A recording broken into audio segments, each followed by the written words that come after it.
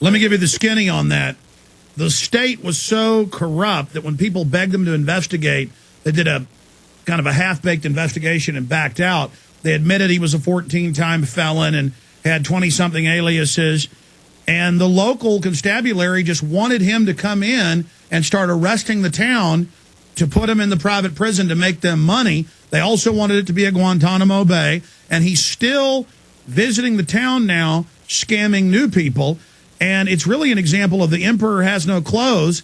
Even though they know the emperor's butt naked, they don't want to admit they were wrong because the boss hogs in that town are so criminal. They wanted somebody to come in and literally help them bleed the public. So you're basically, it's just a glorified thug with a lot of money. But I don't. It's frightening to me that could get as far as it did. And by the way, the head of the Two Rivers Authority said he would do it again, and that it was a great thing. That they haven't even gotten in trouble, and they're still trying it today, and no one will stop them and no one will admit they were wrong. And it just shows how wide open to corruption we are. It's like we have no immune system against it. Well, it's almost like what was going on with the last administration. Some things were so over the top, in your face, shocking, that you almost believed it. Like you could say something so contrary to logic that, well, it's so baffling, well, it must be true or must be okay. That was a Dick Cheney special. But if we allow that to continue, if we're so afraid of our government that we decide that the answer is corporations, then I think we're ultimately just playing their game.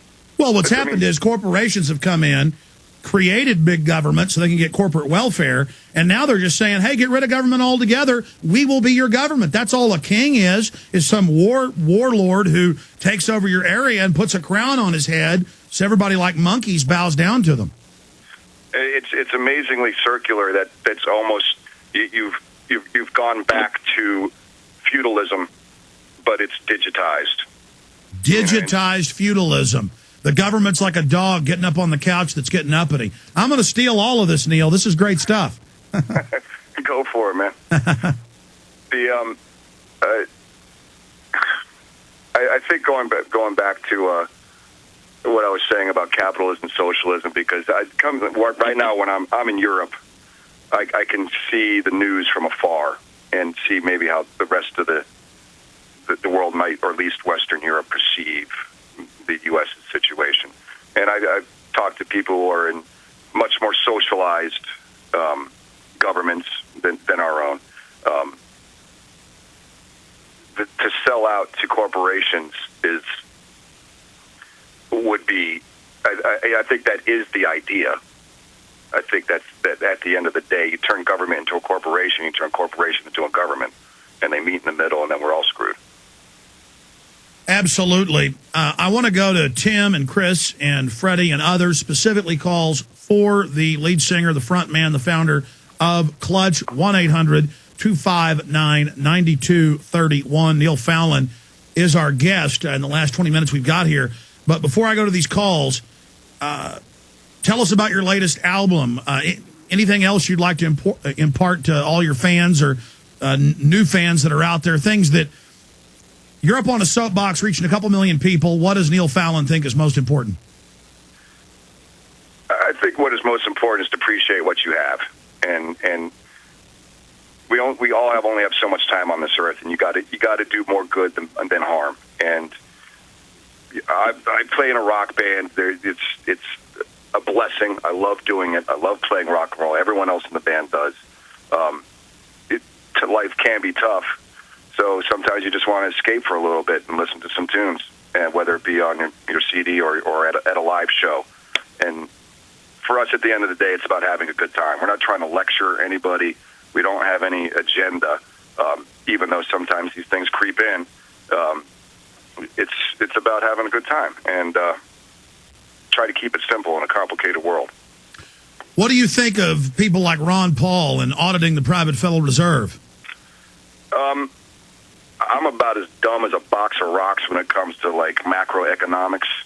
But I think the more transparent anything is, it can't be bad.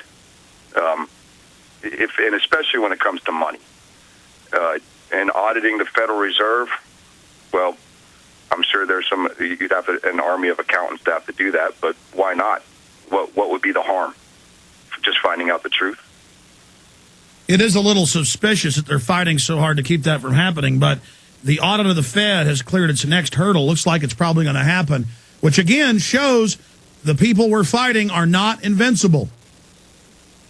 No, we pay we pay their wages, and it's that and votes is what they live for. And if enough people speak out for whatever they believe in or are against, they will eventually listen.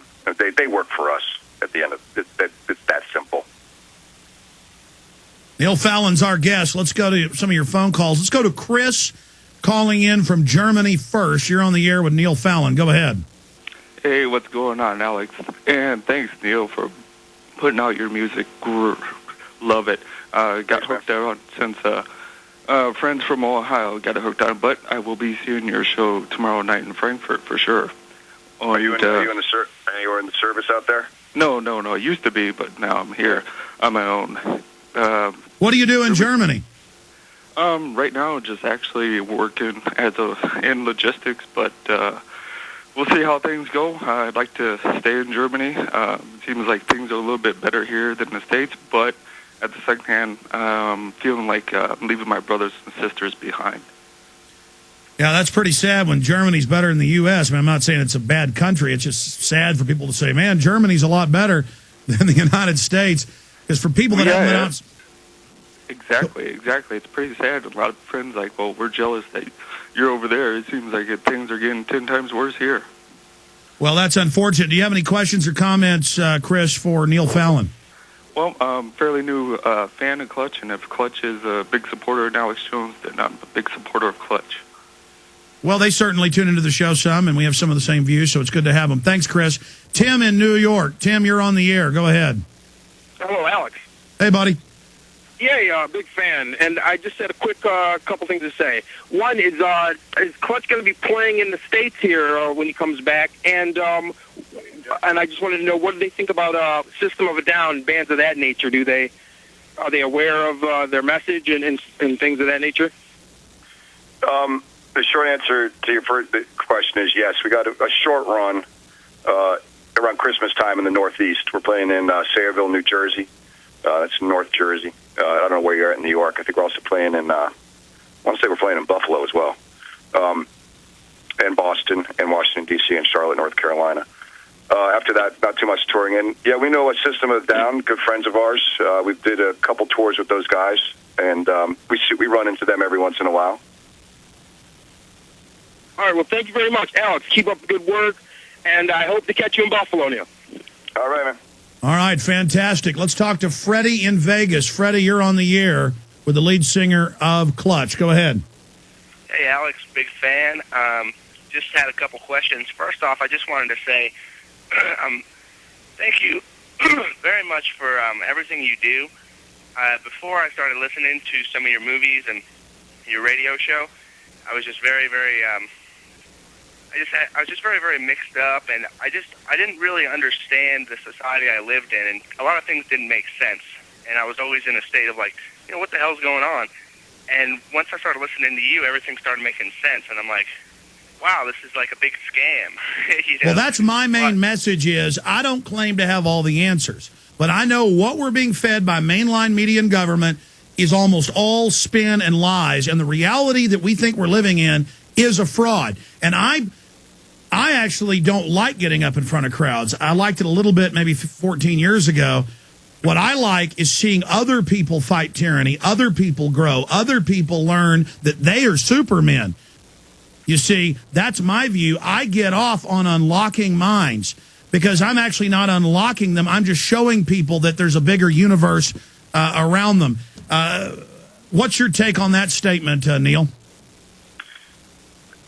Yes, I mean, if it's you can't do anything for somebody. You kind of have to show them the way, and they have to walk their own voyage, and you have to go through the dark night of the soul sometimes to to see the light of day, and that's just life. And you'll never stop learning. There'll be good days and there'll be bad days, but that's the reward will be much better, because if you just live your life, in some kind of Norman Rockwell fantasy land, well, that's just kind of tragic. Well, that's my bottom line, is that I wasn't unhappy as a teenager or in college, but something was missing. And the something that was missing was that I was living this limited life in this limited spectrum. And now I am so fulfilled, it's almost like torture sometimes, not being able to turn off the information, not being able to turn off the understanding. I mean, sometimes I kind of wish I could go back in the Matrix, but then I remember how bad the Matrix is. But it's still, it's very fulfilling, almost too fulfilling. Neil, do you ever feel like that?